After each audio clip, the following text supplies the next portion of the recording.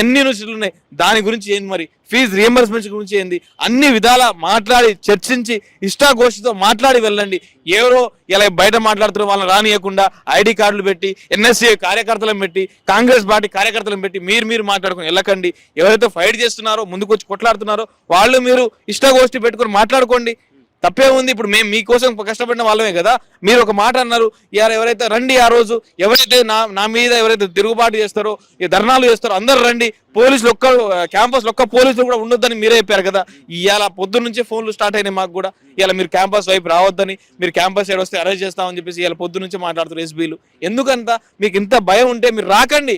ఎందుకంటే ఇవాళ గత ప్రభుత్వం రాలేదని, వాడు రాలేదని, వీడు రాలేదని కాదండి. ఇలా మా సమస్య ఏంటంటే యూనివర్సిటీలో ఉన్న పిల్లలకి మీరు ఏం చేస్తారు, నిరుద్యోగులకు ఏమి ఇస్తారు, ఎటువంటి హామీలు ఇస్తున్నారు అని తీసుకొని కట్టగా రండి. ఎందుకంటే ఇవాళ మళ్ళీ నేను డిసెంబర్ 9కి వస్తా, మళ్ళీ వచ్చే సంవత్సరం డిసెంబర్ 9కి వస్తా, ఇవన్నీ పోస్ట్పోన్ మాటలు వద్దు.